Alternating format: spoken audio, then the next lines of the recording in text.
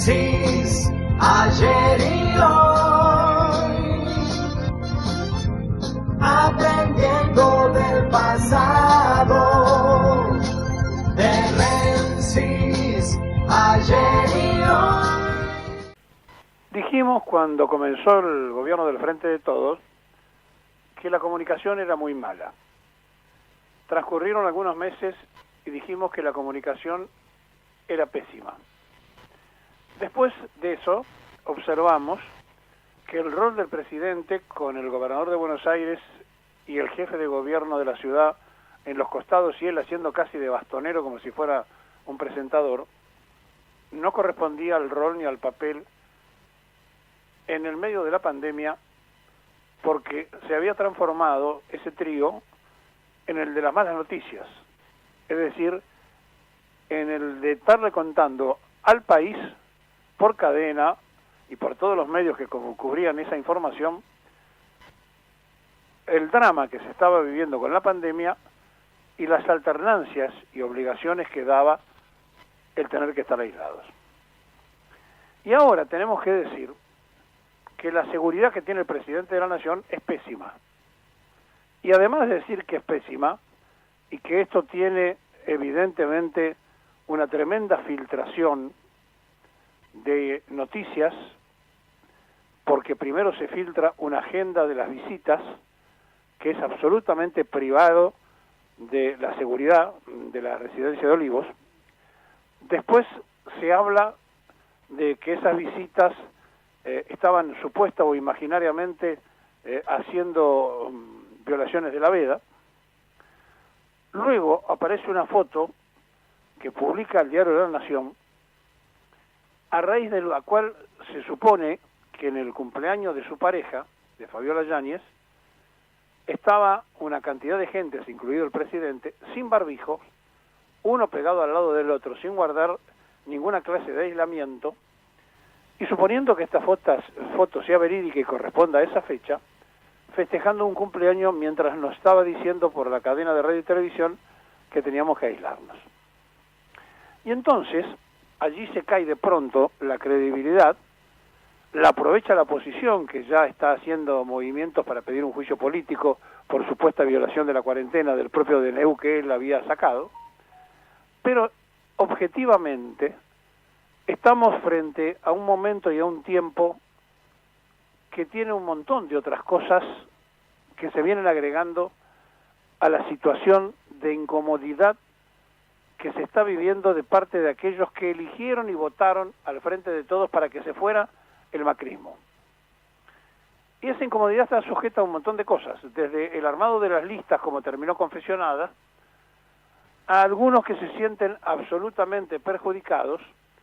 como el caso de los dirigentes del movimiento obrero, que no se ven reflejados en aquella imaginaria construcción que había hecho Perón del 33% que le correspondía al movimiento obrero, donde quedó reducido a casi nada. Y cuando se anunció que Palazzo, un radical, que es el secretario de la bancaria, iba a estar en los primeros puestos expectantes de la lista, y que inmediatamente iba a seguirlo Moró, y que en la ciudad de Buenos Aires iba a estar Santoro, otro radical, encabezando la lista de diputados nacionales, empezó ya el run run y el malestar en el movimiento obrero. Pero igual insistieron para ver cómo se terminaba de hacer ese armado, y finalmente, acá hay que recordar una reunión que ocurrió en la asociación bancaria mucho antes de que se conformara el Frente de Todos, donde Cristina Fernández, casi dándole un bautismo y diciendo que se estaba frente al futuro secretario de la CGT, le daba a Palazzo un gran respaldo en la presencia propia de Hugo Moyano. Entonces le contestaron los dirigentes de la CGT en ese momento que los dirigentes obreros lo elegían los trabajadores, y no la entonces presidenta. Pasó el tiempo, Moyano hizo de su vida una complicación con el Club Independiente y la presidencia del club, y en un momento determinado, en las circunstancias que lo llevaron a Hugo Moyano a estar complicado desde el punto de vista financiero y económico con Independiente, pensó que el sucesor del club podía ser Sergio Palazzo, que además de ser socio de Independiente, tiene vinculaciones con los banqueros porque es el representante de los trabajadores del bancario. Y tenía toda su ingeniería armada para decir, bueno, el único que puede conseguir recursos que nosotros no podemos conseguir es Sergio Palazzo. Lo habló a Palazzo para que fuera presidente independiente en la sucesión, y entonces cuando aparece Palazzo colocado en los primeros puestos de la lista de diputados nacionales, Moyano siente que Cristina Fernández le saca primero la posibilidad de una solución en lo personal y del Club Independiente, pero por el otro lado, que lo convida a él, lo propone a Moró, lo respalda a Fernández cuando nombra a otro radical encabezando la lista en la ciudad, pero que los peronistas están afuera y además los trabajadores están afuera, y entonces empieza una ingente tratativa para que uno de sus hijos, que es abogado laboralista, Hugo Moyano, que lleva el mismo nombre y apellido que el padre, fuera o estuviera en la lista de diputados. No solo no lo pusieron, sino que al revés de lo que se podía imaginar en ese momento y en ese tiempo, aparece quien lo enfrenta a Moyano, que es Daer, aparece con Maya, que es la hija de Daer, como candidata a legisladora en la ciudad de Buenos Aires. Y entonces Moyano empieza a sentirse mal, primero porque le pasa lo de Independiente, segundo porque le ocurre que en la bancaria, que el día él era testigo de esa inquietud que tenía la entonces presidenta, y él siente que fue ninguneado por Cristina y por el Instituto Patria, que le pasaron por arriba en el armado a los dirigentes sindicales, que no hay representatividad gremial, y empieza de a poco a tomar un envión de preocupación. En un momento determinado, cuando fallece el ministro de Transporte, él pensó que ese lugar podía ser para un hombre propuesto por él. Tampoco ocurrió eso porque ese espacio es reservado a el acuerdo político que tienen con Massa. Y entonces, cuando se nombra el nuevo ministro, él apuntó a la Confederación de los Trabajadores del Transporte, pero también allí se encontró con otro problema, porque hay resistencia de otros grupos que integran el transporte para que Moyano no tenga tanta injerencia en el manejo de esta central de los trabajadores del transporte. Simultáneamente, Facundo Moyano, otro de los hijos, diputado nacional por 2 mandatos, y ahora, cuando le faltaban cumplir 2 años del tercer mandato, hace 10 años que es diputado nacional, presenta la renuncia y ayer a la Cámara de Diputados, y ayer se lo va a informar el jefe de gabinete. El malestar surgido como consecuencia de que Moyano se sentía desplazado porque en realidad no había cupo para los dirigentes sindicales y tampoco para su hijo Hugo, que es un abogado laboralista, a quien lo querían en la lista de diputados. Después pidió por su hija en la lista provincial, tampoco le dieron cabida. Y finalmente Facundo, el otro hijo, el que tiene 10 años como diputado, deja la Cámara de Diputados renunciando cuando le faltaban todavía por cumplir 2 años. Y la verdad que estamos viviendo un momento muy confuso, donde esta situación de la renuncia de Facundo Moyano se tiene que leer en cuestiones, primero personales, de Moyano con Cristina, y segundo, del mal humor que existe en la dirigencia sindical en su conjunto por la no presencia en las listas de la representación sindical y además la abundancia de gente no peronista en esas mismas listas, cosa que se lo hicieron saber en 2 o 3 oportunidades a la propia conducción. Claro, Alberto Fernández salió un día a ponderarlo a Moyano, estamos ante un gran dirigente y no sé cuánta otra cosa, cuando utilizando en plena pandemia parte de la estructura sanitaria de camioneros, pero la realidad es que a la hora de la distribución, todo lo que pidió Moyano le dijeron que no. Simultáneamente, Facundo Moyano había quedado casi en soledad en el Congreso porque había tenido algunas ideas bastante insólitas, primero supuestamente porque representaba al movimiento obrero, cuando habló de que había que reformar leyes laborales, que había que tomar decisiones contrarias a lo que pensaban los propios representantes obreros, los pocos que tenía la Cámara de Diputados, e incluso con la propia CTA y demás empezaron las distancias. Y allí se produce entonces una única vinculación, que es la de Pablo Moyano, que tiene cierta vinculación con la Cámpora y que se lleva medianamente bien a través de Guado de Pedro, pero que en realidad todo esto hace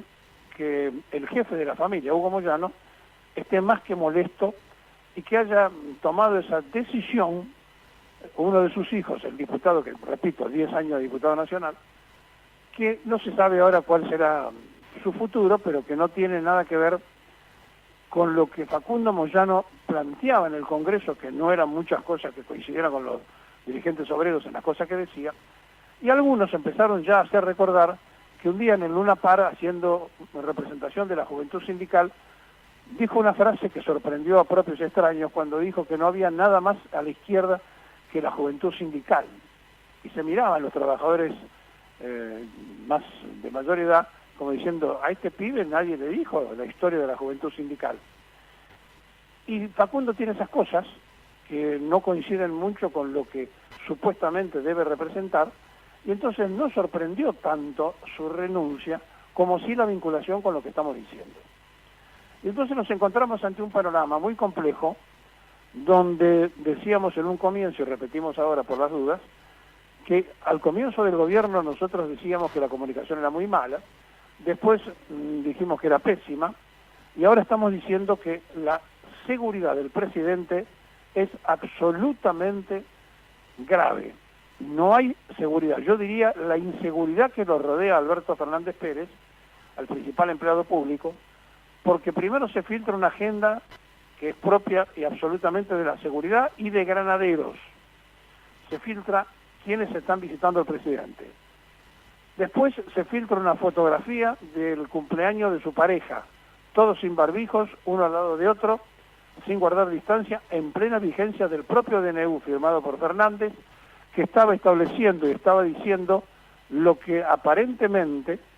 no, se está contradiciendo supuestamente en esa fotografía. Y la gran pregunta, ¿cómo llega esa fotografía al Diario de la Nación? Bueno, el expresidente Macri, que es el